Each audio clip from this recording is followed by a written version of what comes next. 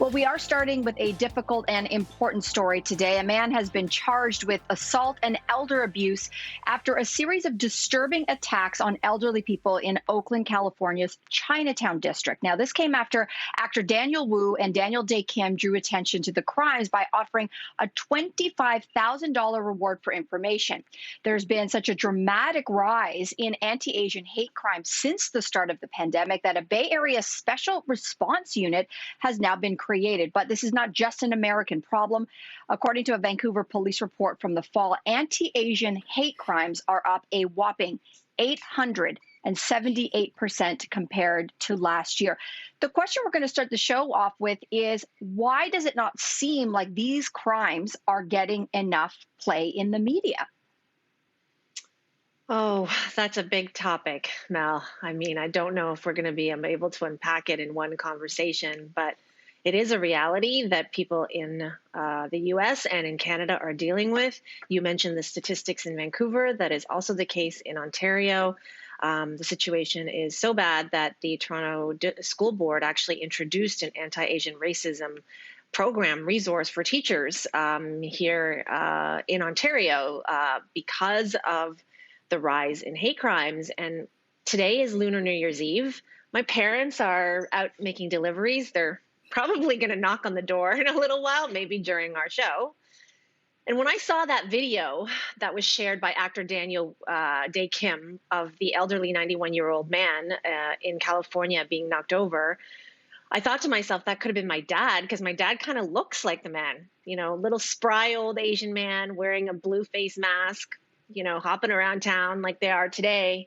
And every day, a lot of people right now are worried about their parents being attacked. And I don't know what the answer is, but I do think, yeah, we should be talking about it more. I'm glad we're talking about it now. Lainey, you just put a face to that. Thank you for that. I'm affected by it. I saw a few people suggest that the lack of media attention might have to do with that we only had the bandwidth to concentrate sort of on the events of the summer and the focus on BLM. And so anti-Asian racism sort of slipped through. And then an activist responded that the events of summer didn't suck up all the air in the room of our attention, if you will. White supremacy did. And that sort of hit home to me. Yeah, Wow. I mean, Lainey, I'm so glad you spoke because I've been thinking about you, and I'm curious about how you're feeling because, like, we live sort of in the same neighborhood. You go out for walks with the dogs. You sometimes go out alone, and I'm just curious if this has impacted the way that you travel or the way that you ask your parents to travel right now. Are you thinking about this? Always. My parents are pretty independent, right? And so I'm worried about them every day. They have to go downtown a lot for appointments. They go grocery shopping. As for me, I'm not that worried about my personal safety because, and this is sad to say, I'm almost always with Yasik. I've got a white guy to protect me. That is, when I say that, it makes me really upset. Like, that standing next to a white husband is maybe going to be my pass. Yeah. And my parents don't have that. I'm thinking of you right now. I'm thinking of Jason's dad, who I've talked to. You know, he's Jai's grandfather. Jason's dad was born. He's Chinese, and he was born in Malaysia, and he came here to Canada when he was 18 or around 18, 19. He's an artist. In fact, like these two pictures behind me are by him. He's an incredible artist. So he's lived in Canada, has been a Canadian for longer than he was ever in Malaysia for. That's a picture of him with Jason when Jason was really young. That looks so much like Jaya. Oh my God. I know. Yeah.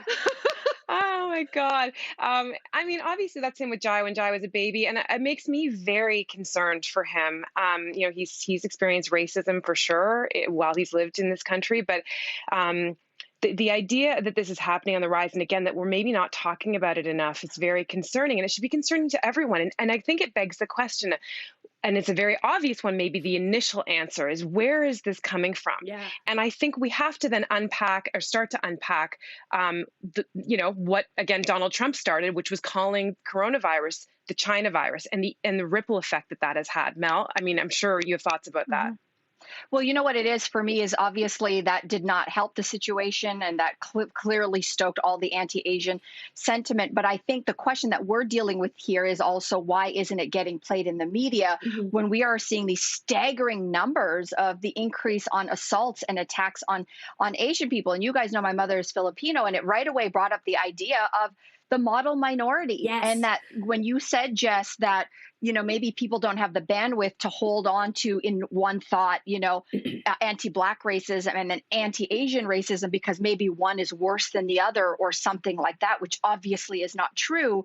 But of course, when you look at the media, why isn't it getting at play, which is what I've been sitting with. And I know with my mother, here's the thing with anti-Asian sentiment.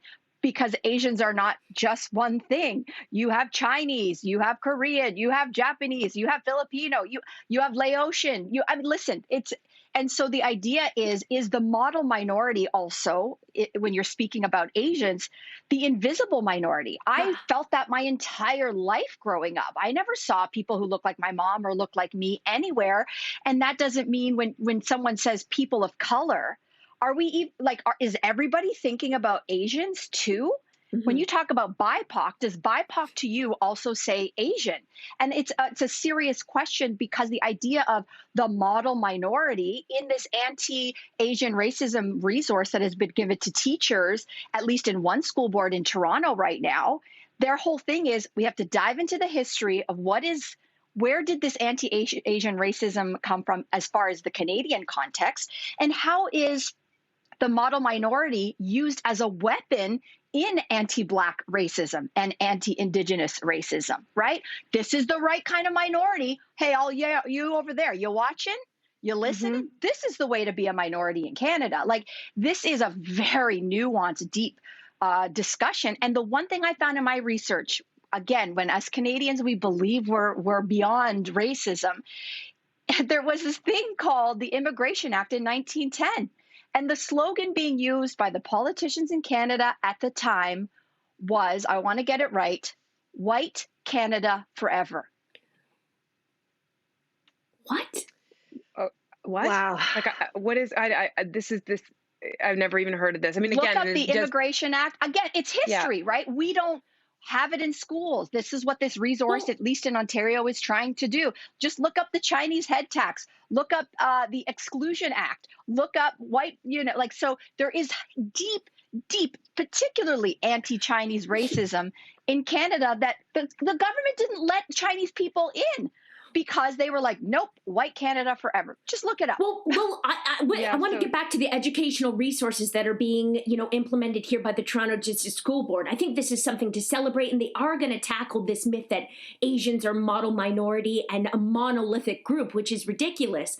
But here's what concerns me: the anti-racism has to also be tackled at home. And what if it's being perpetuated at home? I worry about how effective classroom resources can be if that's the case. Yeah, I mean, I don't know the answer to that. I do know that, Jaya, I mean, he's very proud of the fact that he has this Chinese part of him. But I sometimes worry, to be honest, that he's going to say something stupid because he doesn't appear to necessarily be, have any kind of background. Anyway, that's a whole other story. I think the thing is that what we need to get to the heart of is, yes, education, yes, information about history. I mean, Mel, I'm just sort of still processing the fact that I didn't even know about this horrible part of it. But then it's also about starting to change this dialogue around this virus. And I think the fact is that there's been untold damage that supporters of Trump and that other people have had. And it comes from a place of fear. Obviously, there's global fear around this, and there has been a lot of misinformation. I think it's only recently we just found out that there were some rumors swirling around the fact that this could have been a virus that was leaked out from Wuhan, from a laboratory. And that is since the World Health Organization has dismissed that. So it does seem to point to the fact that this virus came from an animal to human, it leapt from animals. And the thing is that we do know also historically that these kinds of viruses, these kinds of pandemics, they happen every 100 years or so. But there's an idea that people do that feel angry, they feel afraid, and they want to put blame somewhere. They don't know where to place that. So that, I think, also needs a part of the education if we're going to change the ripple effects of this. Yeah, but you know what? I get it. And Cynthia, education for sure, but whose responsibility is it to educate? We talked about why the media isn't talking about this. Mel, you and I are the media, you know? And so I'm interested in solutions and solution based. And I will say this to you. I have friends, we all have friends who are Black journalists, Black reporters. They have a Canadian Black Journalists Association. I am not part of an Asian Canadian Journalists Association. There's not even a group chat. Why aren't we doing a group chat? Mel, why haven't you and I, not to call us out, but we have this platform. We should be starting something. We should be spearheading it. The Black Academy, founded by Stefan James and Shamir Anderson, they're doing their own thing. They built it. And why aren't we doing that? So there's stories to tell. It's who gets to tell the story. For sure, the media could do a better job, but we in the media, maybe that's what we should be doing, is building it. So I would really like to do something like that, Mel. So what is the date today? February 11th, 2021? Yeah. Let's touch base in a year, see what we can do with Canadian media and Asians in Canadian media, yeah? I like where you're going.